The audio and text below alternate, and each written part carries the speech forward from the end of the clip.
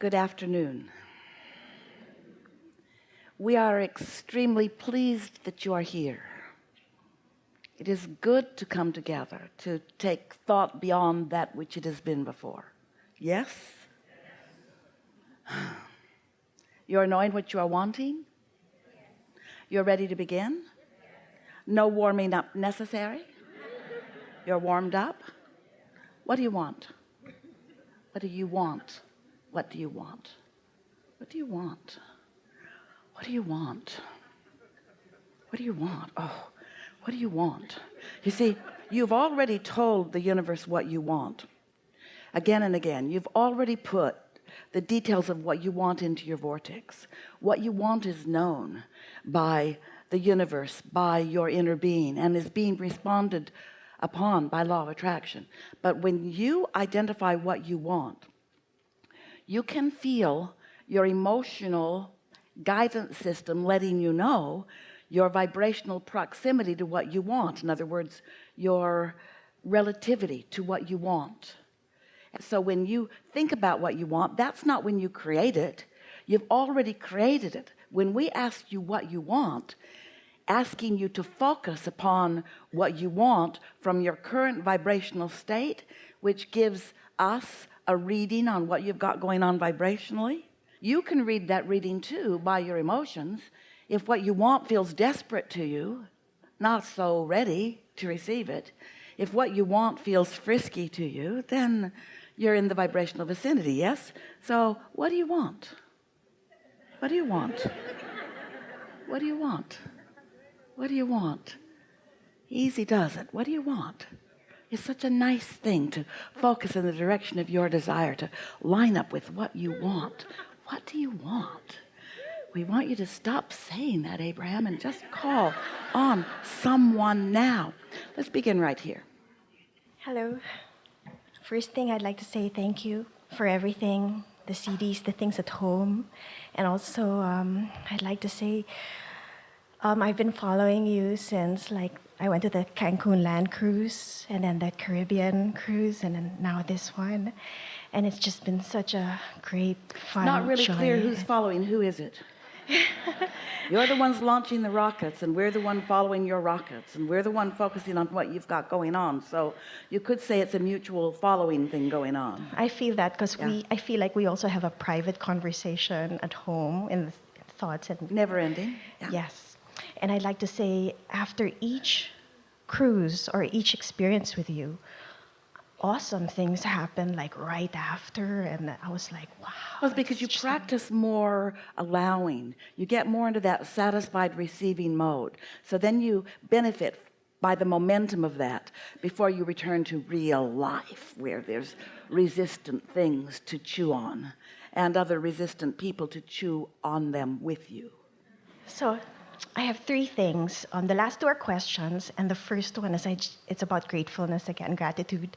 I was in the hot seat in the Caribbean, and we talked about seeing dolphins, and I was so excited. I saw the dolphins, and then you called me into the hot seat, and then I said, I really want to see a whale. And you said, yeah, you will see. It's getting ready to be ready, to be ready. And within 24 hours of being on this ship, I couldn't sleep the morning, and then I saw the whale tail waving in 6 o'clock in the morning, and I was like, oh, okay. Yeah. That was like a continuation of our conversation last time. The whales like to show off for you because they hear you calling, but whether you see them or not is about your timing. And there are those who say, I have not seen a whale, I have not seen a whale, I have not seen a whale, who will not see a whale. And then there are those who, I saw a whale, I saw a whale, I saw another whale. And those who are not seeing the whales are not believing those that are seeing the whales. So life was magical even before we met, but it was like a confirmation, a little clarification of how magical things happen. Yes.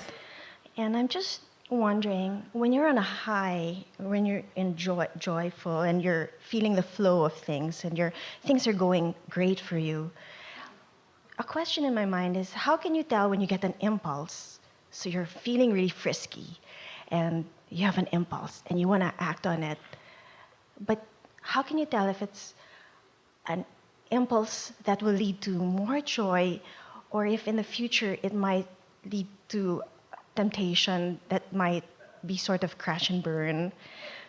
Because you're in such a flow, you're so excited, and sometimes everything seems great. There's nothing that will mess up your now moment than trying to figure out future from that objective point of view. In other words, what we're encouraging you to do, and you've been hearing it and doing it, is feel for satisfying moments until you know for sure you can tell the difference. And anytime you feel satisfied in that friskiness, that eagerness, that eager impulse, that feeling, oh, this sounds like a good idea, means that it is. It's a little funny how humans have such a hard time associating good feelings with good unfoldings. And it can only be because you have maybe sometimes been smiling and not feeling happy, or faking it when you don't really feel it, so you have a little confusion about what really feels good and what doesn't. But once you get into that groove where you can tell a satisfying thought from one that isn't, and you've let enough of them play out that you know for sure, then you always know what you're under the influence of, whether you're under the influence of your true receiving mode, or whether you're under the influence of some momentum of some thought that you've been thinking for a while. And so you just have to play it out. But there's something else that you said that we really want to chew on together just a little bit, because we don't want to ever give you the impression that every moment of your life experience is meant to be without contrast, or even without awareness of contrast, because the contrast really is what puts the asking within you, which is what puts the eternalness in you. If there were not variety, if there were not more to ask for, every time you ask for something and then allow the process to help you to receive it, you not only receive what you've asked for, but you receive a new vantage point from which to experience more contrast, from which to ask for more. And so there's a constant more that is coming. But this leading edge question that we're upon together right here is that sometimes that frisky feeling, that feeling of, oh, I want to go there, is like that feeling of adventure where I'm wanting to experience some very deliberate motion forward. It's the eagerness of the unknown. Now, in the beginning of deliberate creation, eagerness and unknown don't go very well to you in the same sentence. You just want to be eager about the things that you're absolutely sure that you're going to have a slam dunk about. And you're not too eager to do anything that might feel a little edgy or a little new or a little maybe adventurous or maybe even by other standards a little dangerous. The better you get at maintaining your vibrational balance, then the more the universe will yield to you those kinds of things. It's like the wire walker who gets on that wire and walks out across some crevasse. Most who are watching can't even imagine how he would even want to do that, but he wants to do it. No one is making him do it. If he were being made to do it, he would fall. He's not being made to do it. He wants to do it because he trusts in his ability to maintain his balance.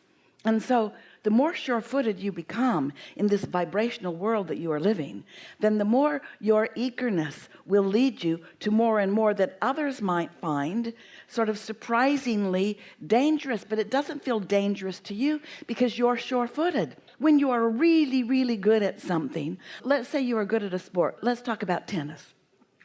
So you're really good at a sport. You don't look for people that you can always beat. Don't you want to play with those that evoke more from you? Don't you want to become better because of the game that you're playing? Well, that's what your life experience is about. You want to become more. The satisfaction comes from only one place: asking and then moving the direction of it. And asking, let's just say it, asking isn't asking about reaching beyond where you are. Isn't that what the ask is? Otherwise, it's just commentary. Otherwise, it's just regurgitation. Asking is always reaching. Asking reaching beyond what is. So for many people who don't understand their own stability, then that asking feels like reaching into some scary place. But not for those of you who understand, not for those of you who are stable in the laws, not for those of you who are stable in your own understanding of where you are. And so if you're not stable, don't move forward. But if you are stable, then your calling moves you forward. In other words, when you're ready, the feeling of moving forward is so strong, you just can't deny it. Wild horses could not keep you from it. And you've had those experiences. You know what we're talking about. When you feel like going, and people in your experience, maybe your mother, maybe someone close to you, maybe someone who you hang around with and you're not sure why, because they're always sort of warning you and guarded about things. They're wanting you to hold back, but you want to go. You want to romp forward because that is your true nature. Because in your creative everness, you are adventurous. And adventure in knowing is ecstasy. Adventure in doubt is scary stuff. So just take it easy, get your balance, find it often, and then follow your impulses and live this happily ever after, adventurous ever after, eager ever after life experience. Only those who maintain a pretty high level of doubt and resistance in their vibration feel trepidation at every step forward. But watch the young ones. They're not trepidatious. And older trepidatious ones think the young are foolish. And we say, if only you could be more like them. Being like them is what you've come to be. That's who you are. You said, I'll go and I'll ask and I'll receive and I'll enjoy. Yeah. Helpful? Very. Thank you so much. Enough? Thank you. Enough? Thank you very much. Really good.